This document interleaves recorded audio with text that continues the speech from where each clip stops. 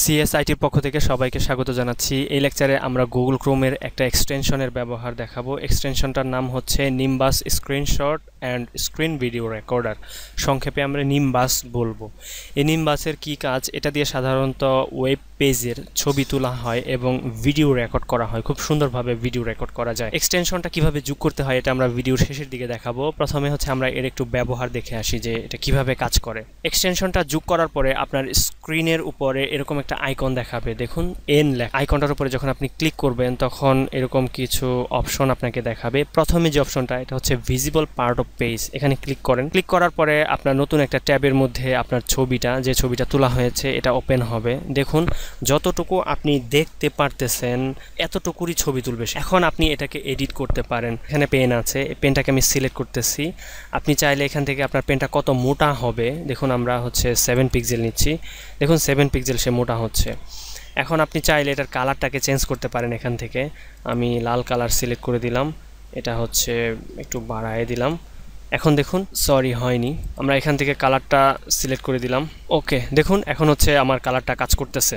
এখন আপনি যদি চান এখানে কিছু লিখবেন, টেক্সট, দেখুন টেক্সটের উপরে ক্লিক করে আপনি যেখানে লিখতে যাচ্ছেন এখানে ক্লিক করবেন, দেখুন লেখা হয়ে যাচ্ছে। আপনি এটাকে চাইলে এদিক সেদিক নাড়াইতে পারেন, কোনো হচ্ছে শেপ দিতে পারেন।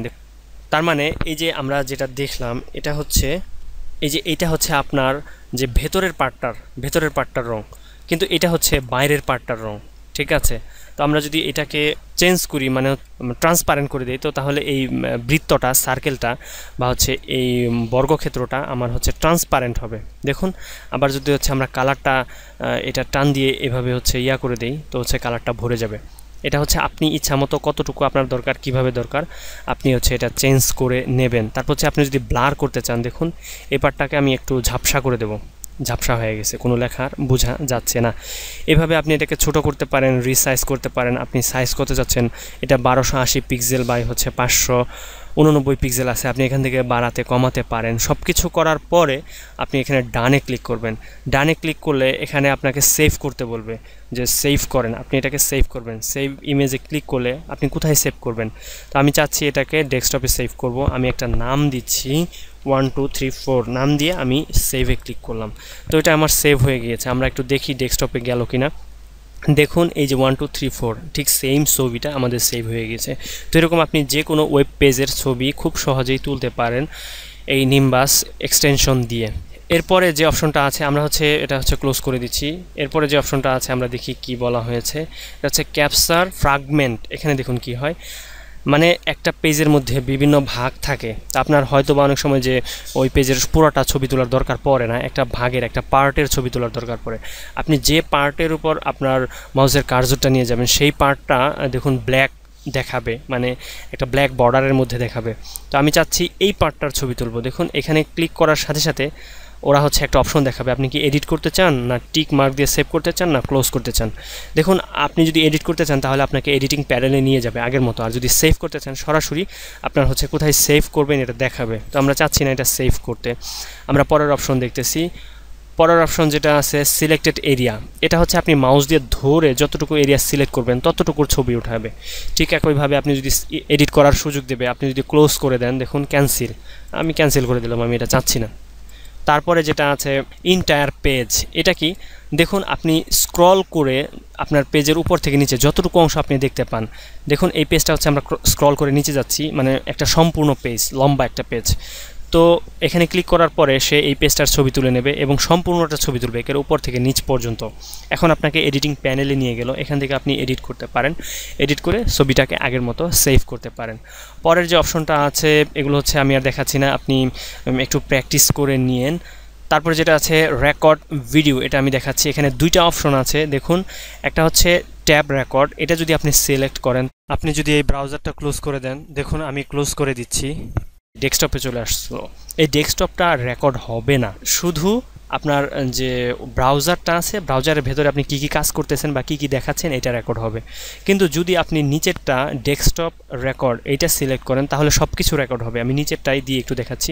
যখন এখানে আপনি ক্লিক করবেন, দেখুন আপনার রেকর্ড হওয়া শুরু করবে। এখানে শেয়ার চাইতে পারে, পরের অপশানে প্রথমবারে শেয়ার চাইবে না, আমি শেয়ার দিয়ে দিচ্ছি। দেখুন এখানে কাউন্টডাউন হচ্ছে 1 2 3, তো কাউন্টডাউন শেষে আমার রেকর্ড হওয়া শুরু করতেছে। রেকর্ড হওয়া শুরু করার পরে আমি একটু হচ্ছে ডেস্কটপ মোডে যাচ্ছি। দেখুন আমার এটা ব্ল্যাক স্ক্রিন আছে। আবার চলে আসতেছি, আমি ব্রাউজারে চলে আসলাম। এখন আমি এটাকে চাচ্ছি স্টপ করতে। এখানে ক্লিক করলে দেখাবে যে হচ্ছে স্টপ রেকর্ডিং। আপনি একটা শর্টকাট দিয়ে করতে পারেন, Ctrl+Shift+0 চাপবেন, অথবা এখানে ক্লিক করলে এটা হচ্ছে স্টপ হয়ে যাবে। রেকর্ডিংটা স্টপ হয়ে যাওয়ার পরে এটা বাজতে শুরু করবে। দেখুন এই যে বাজতে শুরু করতেছে। আমি এটাকে পজ করে দিচ্ছি, পজ করে দিয়ে সেভ ভিডিও এখানে ক্লিক করতেছি। এখন আপনি কোথায় সেভ করতে চান? আমি ডেস্কটপে সেভ করব। আমি একটা নাম দেব। কি নাম দেব? ASDF দিলাম, এমনি জাস্ট আপনার ইচ্ছা মতো দিয়ে সেভ ক্লিক করলাম। এটা ডাউনলোড হয়ে গেল। তো দেখি আমাদের ডাউনলোড হইলো কি না। দেখুন এই যে এখানে ডাউনলোড হয়ে গিয়েছে।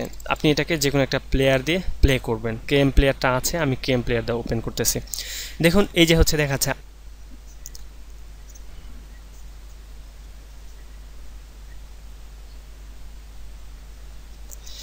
আমি একটু পজ করলাম, পজ করে হচ্ছে দেখাচ্ছি। মানে এটা ভিডিও কোয়ালিটি প্লাস হচ্ছে সাউন্ড কোয়ালিটি অনেক চমৎকার। আপনি চাইলে এটাকে হচ্ছে এই রেকর্ডারটা দিয়ে যে কোনো ভিডিও রেকর্ড করতে পারেন।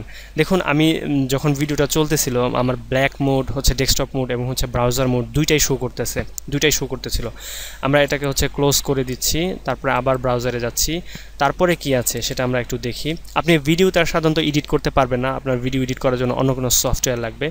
তারপরে যেটা আসতেছে সেটা হচ্ছে অ্যান্ড্রয়েড ভার্সন। এটার হচ্ছে অ্যান্ড্রয়েড ভার্সন আছে, আপনি চাইলে অ্যান্ড্রয়েড ফোনে এটা ইউজ করতে পারেন। তারপরে নিচে যেটা আছে দেখুন বিভিন্ন এডিট করার অপশন, যে আপনি কোথায় সেভ করতে চান, কিভাবে ডাউনলোড করতে চান, এই বিষয়গুলো আছে। তো আজকে এই পর্যন্তই। যদি আপনার আগ্রহ থাকে বা আপনি কাজ করতে না পারেন এটা দিয়ে, আমরা পরবর্তী লেকচারে হয়তো বা এটার বিস্তারিত ব্যবহার দেখাবো। যদি ভালো লাগে আপনাদের ভিডিওটা তো অবশ্যই লাইক দেবেন এবং সাবস্ক্রাইব করবেন আমাদের চ্যানেলে। এই এক্সটেনশনটা আপনি কিভাবে যোগ করবেন আপনার ব্রাউজারের মধ্যে? প্রথমে এই যে 3টা ডট আছে এখানে যাবেন, গিয়ে সেটিংসে যাবেন। সেটিংসে যাওয়ার পরে এক্সটেনশন লেখা আসবে, নিচের দিকে যাবেন, গেট মোর এক্সটেনশন। এখানে গেলে আপনি একটা সার্চ বার পাবেন। এখানে আপনি লিখবেন নিম্বাস লিখে ইন্টারপ্রেস করবেন।